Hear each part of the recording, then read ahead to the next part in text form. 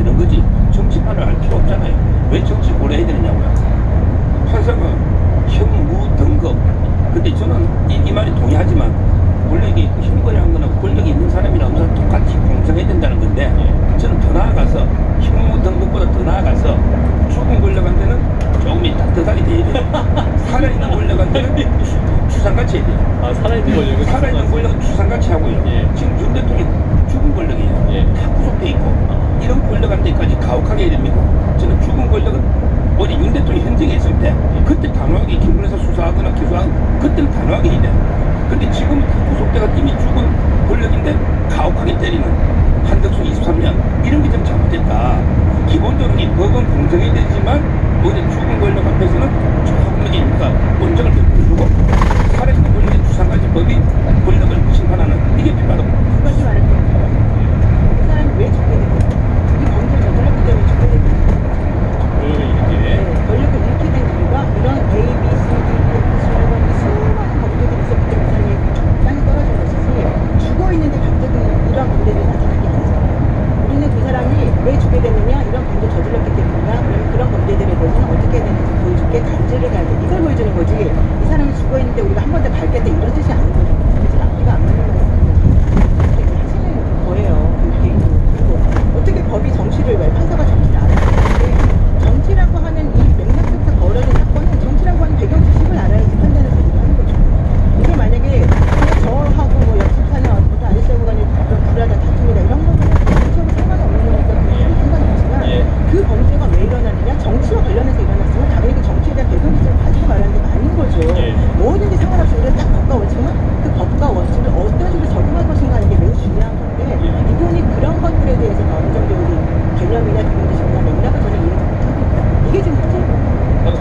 그래서 저는 좋습니다. 이번 양보해가지고 정치에 대해서 모른다고 칩시다. 그러면 이건 어떻게 설명할까요? 이 범죄 수익이 전부를 가지고 배분을 했을 때는 죄가 되는데 범죄 수익의 일부를 남는 거는 죄가 안 된다는 거예요. 이거 무슨 말이야?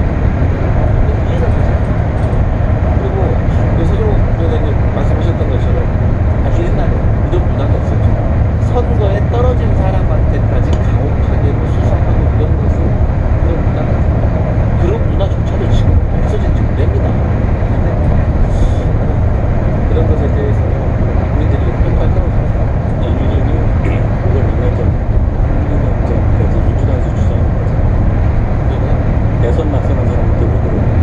아니 저는 그러지 않았고 대선을 습성을 했든 안 하든 간에 민주당에서 그랬다고. 민주당 아주 오래전 얘기는 아니다라고 싶고 노 변호사님 말씀하신 것처럼 정치권에서 벌어진 현상을 판사가 모르고 그거를 법에서만 미시적으로 어떤 미분에서 깎아서 판단한 것에 대해서는 저도 굉장히 불편하게 느껴요. 예를 들어서 어제 그 판사의 얘기 중에 이게 있죠. 선관위원회에서 논의해서 결정한 거예요. 거기서 이제 무슨 소린가 그럼 진짜 모르는 거죠. 공간이라는 데가 없는 것이고 어떤 구조에 의해서 이 논이라는 것이 어떤 형식으로 이루어지는 거를 전혀 모르는 상태에서 피상적으로 이해한 그런 판결로 봐서 계속 강조합니다. 항소해야죠. 항상 당연히 해야 되고 그러니까요. 그리고 윤석열 씨가 요즘 얘기 나왔잖아요. 아 애들이 말을 안 듣네 이런 얘기 나왔잖아요. 말이 많네. 말이 많이 그 얘기는 뭐예요? 자기가 여러 번 김원순이라는 사람에 대해서 문제를 주고 하나님께 반대한다는 의견이 많았고 결국은 원래 김영선은 윤석열 씨가 강하게 푸시하지 않았으면 공천 받을 사람이 아니었다는 얘기거든요. 그 당시에 김영선 씨가 열심히 했다고 주장하지만 열심히 한 사람 되게 있어요. 열심히 한 사람 김영선만 있는 게 아니에요. 제가 저도 그 말씀합니다. 제가 윤 대통령 그 얘기, 김영선 열심히 했으니까 이 말에 그러니까 공천을 주라는 얘기로 그냥 직선적으로 저 같은 사람 굉장히 섭섭한 거죠. 그런 거 아닙니까? 뭘 열심히 해? 제가 그분을 폄하하려고 하는 게 아니라 그렇게 얘기하면요 줄 사람이 너무 많은 거예요. 열심히 했다. 저는 석 달을 같이 차를 탔어요. 예를 들어서 안 대표입니다. 섭섭해. 그렇게 따지면 서정욱 변호사도 진짜 열심히 했어요. 얼마나 그 매일매일 방송하면서 모든 사람들의 그 압력을 이겨내고 얼마나 열심히 공모하고 그랬어요. 봐봐 지금 표정 좋잖아. 맞아, 정치 안 하니까 무슨 계약서에 근거해서 이 범죄가 아니었다.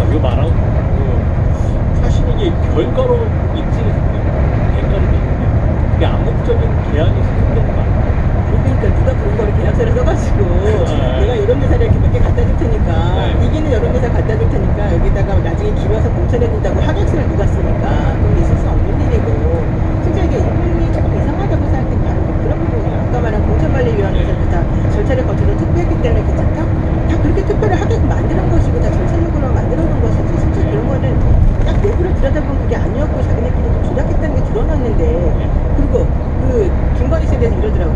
김건희는 권력자는 아닌데 예. 남편이 권력자인데 그리고 뭐 자기랑 그 남편하고 둘 간에 서로 간에 얘기가 오고 갔다는 뭐 증거가 없다. 예. 둘 간에 얘기가 오고 간 증거가 도대체 어떻게 있겠어요? 그건 이혼 사건에서만 나오는 증거예요. 한쪽이 말을 해주니까. 근데 그렇지 않은 이혼 사건은 얘기가 나올 수가 없잖아요. 예. 그리고 또 도이치모터스 주가 조작 사건에서도 김건희 씨가 뭐 인식은 있었는데 뭐 거기에 이제 같이 공모하거나 가담한 거에 일어나는데 그런 사건 들은 얘가 다른 가담자들, 다른 성피고인들이 그 사람에 대해서 자기네가 알려줬다는 증거가 없더라.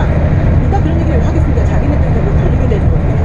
이거는 형사사건에서는 정치뿐만이 아니라 모든 형사사건의 기본이 원래 그런 거거든요. 그런 증거가 없다고 해서 아, 이 사람은 부자다라고 한다는 거는 그러니까 결국은 특검이 그와 관련된 증거를 하나도 못 찾아낸다. 아니면 그분이 너무 지나치게 쫓겨나가지고 이 사람을 가지려고 생각하고 것이 없다고 이렇게밖에 생길 수가 없어요. 예, 네. 또 이제 이분 저희가 볼 때 정치 잘 모르는 것 같은데 또 번역나는 데로는 또 정치에서 많이 안다고 판단하는 거잖아요. 왜 그러냐면 이분이 명태균이 이제 대통령 당선이 되면 비용 청구가 갔는데 자기가 비용 청구한 엑셀 파일을 보니까 비용 많이 부풀렸거든요. 감히 대통령 당선이 되게 어떻게 비용을 어떻게 부풀리냐고 한다고 그런 기준을 본인이 아나요? 뭐 이런 데 셀골이 얼마 희생돼서 본인이 뭘 아나요? 허위라고 했죠. 그 엑셀 자료. 네, 그러니까 저는 이런 걸 보더라도 너무나도 큰 웃음이 나올 정도로 좀 이런 정말 누가가 아닌가? 웹소설 작가 아닌가? 저는 그런 생각이 들어요.